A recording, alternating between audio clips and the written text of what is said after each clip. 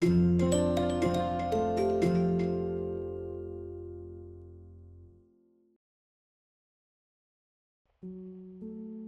Shah Afshar, the Sword of Persia: The Rise, Conquests, and Fall of Iran's Last Great Conqueror. Imagine a man born into poverty on the harsh frontiers of northeastern Iran, who rose from obscurity to build one of the greatest empires of the 18th century. A commander so brilliant that some historians compared him to Alexander the Great, Genghis Khan, and Napoleon. A ruler who defeated the Ottomans, forced Russia to retreat, conquered Delhi, and carried away treasures so vast that they became legendary. This is the story of Nader Shah Afshar, the founder of the Afsharid dynasty, the military genius who restored Iran after years of chaos, and the tragic conqueror whose extraordinary ambition ultimately led to tyranny, paranoia, and assassination. His reign lasted only 11 years, from 1736 to 1747, but during that brief period he transformed Iran into a formidable imperial power whose influence stretched from the Caucasus and Central Asia to northern India and the Persian Gulf. His victories changed the balance of power across the Middle East and South Asia, while his policies reshaped Iran's military and religious landscape. Yet the empire he built began to crumble almost immediately after his death. To some, Nader Shah was the savior of Iran. To others, a ruthless despot whose endless wars devastated the country. His life remains one of the most dramatic and controversial chapters in Persian history. The world into which Nader was born. Nader was born around 1688, though some sources suggest 1698, in Khorasan, a frontier province in northeastern Iran. He belonged to the Afshar tribe, a Turkoman tribal confederation that had long served the Safavid monarchy as military supporters. His birth name was Nader Koli, and his family was poor.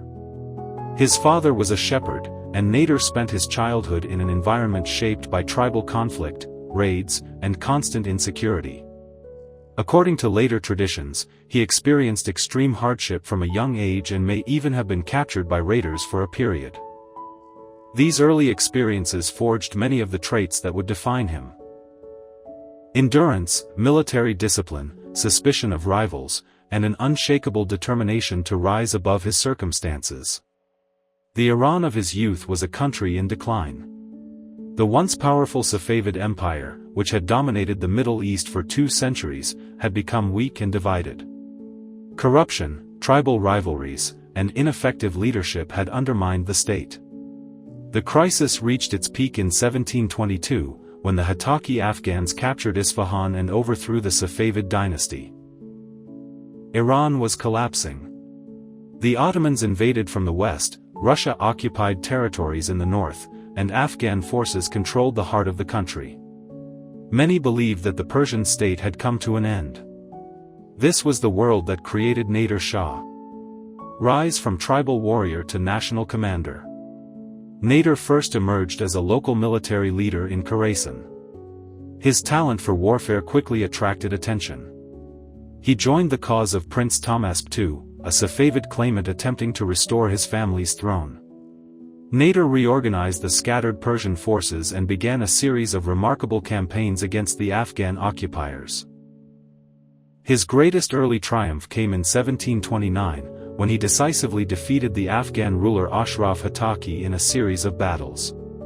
The Afghan army was expelled from central Iran, and Isfahan was recovered. For many Persians, Nader was the man who had saved the nation. But restoring the Safavid monarchy was only the beginning. The Ottomans still occupied western Iran and much of the Caucasus, while Russia controlled northern territories along the Caspian Sea. Nader turned his attention toward these foreign powers. Restoring Iran's lost territories.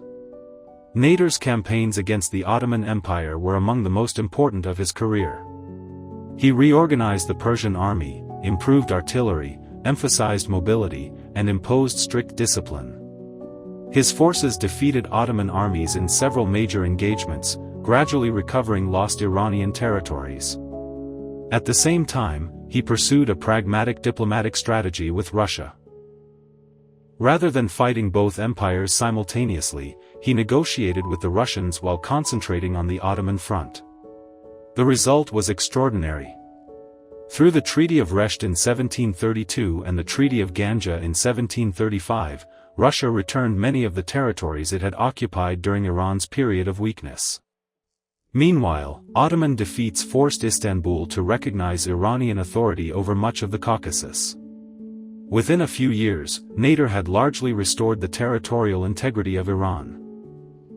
His prestige became immense. Seizing the throne. Although Nader had restored the Safavid dynasty, he had little respect for its rulers. Shah Tahmasp too proved politically incompetent and militarily ineffective. While Nader was campaigning in the east, Tahmasp launched a disastrous offensive against the Ottomans that lost many of the gains Nader had achieved. Furious, Nader deposed Tahmasp in 1732 and replaced him with the infant Abbas III, effectively ruling as regent. In 1736, after securing military success and political support, Nader convened a grand assembly on the Mughan plain. There he accepted the crown and proclaimed himself Shah of Iran. The Afsharid dynasty had begun. The personality of Nader Shah. Nader Shah possessed one of the most complex personalities in Iranian history. He was unquestionably a military genius. His understanding of cavalry warfare, logistics, intelligence, and battlefield maneuver was exceptional. He could move armies rapidly across enormous distances, surprise opponents, and adapt quickly to changing conditions. He demanded absolute discipline from his soldiers and often shared their hardships during campaigns. He was personally courageous and frequently appeared on the battlefield. But alongside these qualities existed darker traits. Nader was intensely ambitious. He trusted very few people. Success made him increasingly suspicious, and over time his suspicion evolved into paranoia. He could be extraordinarily generous after victory, rewarding loyal commanders with wealth and promotion. Yet he could also be terrifyingly cruel, ordering executions, blinding rivals, and imposing harsh punishments for disobedience. Contemporaries described him as energetic, intelligent, and relentless. As his reign progressed, these strengths gradually became weaknesses. The conquest of India. The most famous episode of Nader Shah's career was his invasion of Mughal India. The Mughal Empire was already weakening. Provincial governors had become increasingly independent, and imperial authority was declining. Nader demanded that the Mughal Emperor Muhammad Shah cooperate against Afghan groups operating near the frontier. When diplomatic negotiations failed, he decided to invade. In 1738, he captured Kandahar, securing the eastern approaches to India. He then advanced through Ghazni, Kabul, and the Khyber Pass, leading one of the most remarkable military campaigns of the 18th century. The decisive confrontation occurred at the Battle of Karnal in 1739. Although the Mughal army was vastly larger, Nader's disciplined forces decisively defeated it. The Mughal emperor surrendered. Nader entered Delhi, one of the richest cities in the world. Initially, he attempted to maintain order. But after rumors spread that he had been killed, unrest erupted, and Persian soldiers were attacked. Nader responded with devastating force. The massacre that followed remains one of the darkest episodes of his career. Thousands of civilians were killed. He then seized an enormous quantity of treasure from the Mughal court. Among the spoils were the legendary peacock throne and the Koh-i-Noor diamond. The wealth taken from India was so immense that Nader reportedly suspended taxation in Iran for several years. The conquest transformed him into one of the wealthiest rulers of his age. But it also reinforced his belief in the power of conquest. Campaigns in Central Asia. After India, Nader turned northward. He campaigned against the Uzbek Khanates of Bukhara and Khiva, extending Iranian influence across parts of Central Asia. These campaigns secured important trade routes and demonstrated the extraordinary mobility of his army. At the height of his power, Nader's empire stretched across Iran, Afghanistan, much of the Caucasus, parts of Central Asia, territories along the Persian Gulf, and northern India under Persian military domination. It was one of the largest Iranian empires since the Safavid Golden Age. Wars with the Ottoman Empire. Despite earlier victories, conflict with the Ottomans continued. Control of the Caucasus and Mesopotamian frontier remained a major strategic issue. Nader won significant victories, including the Battle of Yeghivard in 1735, and later campaigns threatened Ottoman positions in Iraq and eastern Anatolia. His military reputation reached extraordinary heights. European observers increasingly viewed him as one of the greatest commanders of the century. Some feared that a revitalized Iranian empire under Nader might fundamentally alter the balance of power in the Middle East. Military reforms. Nader understood that Iran's survival depended on military strength. He expanded the use of firearms and artillery, improved cavalry organization, strengthened logistics, and attempted to reduce dependence on tribal forces. His army became a highly mobile imperial force capable of campaigning across deserts, mountains, and long-distance frontiers. He also developed a significant naval program in the Persian Gulf, seeking to challenge Arab maritime powers and secure Iranian influence along the southern coast. These reforms were impressive, but they were also extremely expensive. Maintaining such a military machine required enormous financial resources. Religious policy. Nader's religious policy was among the most controversial aspects of his reign. Since the Safavid era, Twelver Shurism had been the official religion of Iran, which led to a major source of conflict with the Sunni Ottoman Empire. Nader believed that sectarian hostility weakened the Muslim world and complicated his diplomatic goals. He proposed recognizing Jafari Shurism as a fifth legal school within Sunni Islam. His objective was partly political. If the Ottomans accepted Jafari jurisprudence, relations between the two empires might improve, and Iranian pilgrims would gain easier access to holy sites under Ottoman control. He also sought to reduce the political power of the Shura clergy.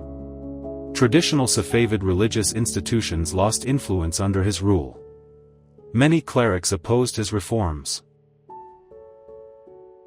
The Ottomans ultimately refused to recognize Jafari Shurism as a fifth Sunni school. As a result, Nader's religious project achieved little lasting success. His policy alienated important religious groups within Iran while failing to produce the diplomatic breakthrough he desired. Foreign policy and diplomacy.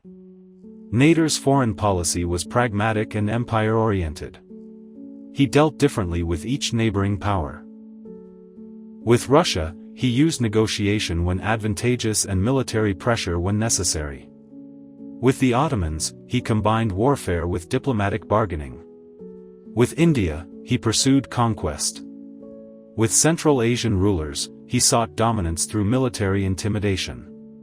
He also attempted to project Iranian power into the Persian Gulf, where he challenged Omani and regional maritime forces.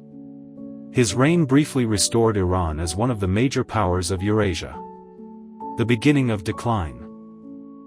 After the Indian campaign, Nader changed.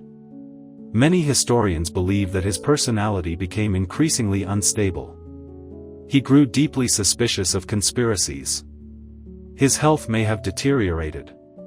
He launched new military campaigns that yielded diminishing returns. To finance these wars, he imposed heavy taxation. The treasure from India, despite its enormous scale, was eventually exhausted by military expenditure. Popular discontent increased. Provincial rebellions became more frequent. One of the most tragic episodes involved his own son, Reza Qoli Mirza. Convinced that his son was plotting against him, Nader ordered him blinded. The decision shocked many contemporaries and destroyed confidence within the ruling elite. His cruelty intensified. Executions, confiscations, and brutal punishments became increasingly common. The Conqueror who had united Iran was becoming isolated from his own empire. Rebellions and exhaustion. In the final years of his reign, revolts erupted across different regions of the empire. Afghanistan became increasingly unstable. The Caucasus required constant military attention. Central Asian territories were difficult to control. His empire was simply too large and too dependent on his personal military leadership. Unlike the Safavid state, which possessed established institutions, the Afsharid Empire relied heavily on Nader himself. As his authority weakened, the imperial structure began to fracture. His commanders became fearful. His relatives became suspicious. His subjects became exhausted. Assassination. On the night of June 20, 1747, while camped near Tsuchan in Khorasan, a group of conspirators entered Nader's tent. They assassinated him. He was either in his late 40s or late 50s, depending on the date accepted for his birth. The death of Nader Shah immediately triggered a struggle for power. His nephew Adel Shah seized the throne. Many members of Nader's family were killed. The empire fragmented with astonishing speed. Within a few years, Afghanistan emerged under Ahmad Shah Durrani, one of Nader's former commanders. The Caucasus became contested. Central Asian territories slipped away. And Iran entered another period of political instability. The fall of the Afsharid Empire. Although the Afsharid dynasty survived formally until 1796, it never recovered Nader's power. Later Afsharid rulers controlled little more than parts of Khorasan. The empire had been built through the extraordinary abilities of a single man. Once that man disappeared, the structure collapsed. Eventually, the Qajar dynasty absorbed the remaining Afsharid territories and established a new Iranian monarchy. Nader Shah's legacy. Nader Shah remains one of the most debated figures in Iranian history. His achievements were extraordinary. He restored Iran after the catastrophic collapse of the Safavid state. He expelled foreign occupiers. He recovered lost territories. He rebuilt the army. He re-established Iranian power across the Caucasus, Central Asia, and the Persian Gulf.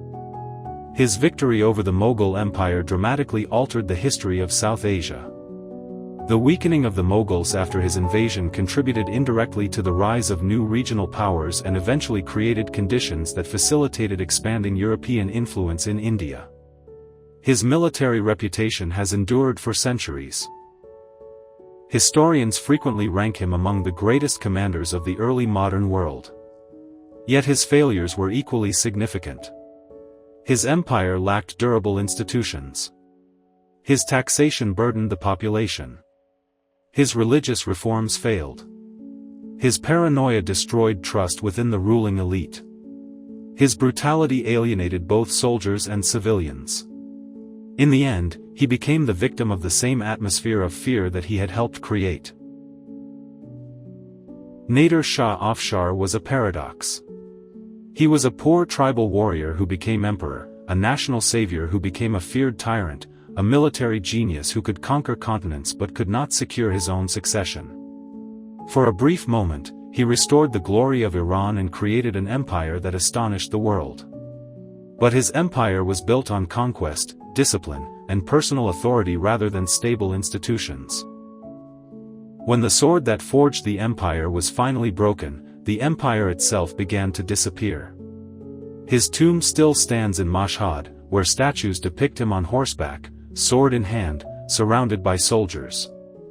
It is a fitting image. For Nader Shah was above all the sword of Persia, the last great conqueror of Iran, whose victories reshaped a continent and whose downfall became one of history's greatest imperial tragedies. We hope you have enjoyed watching the video. Thank you for watching.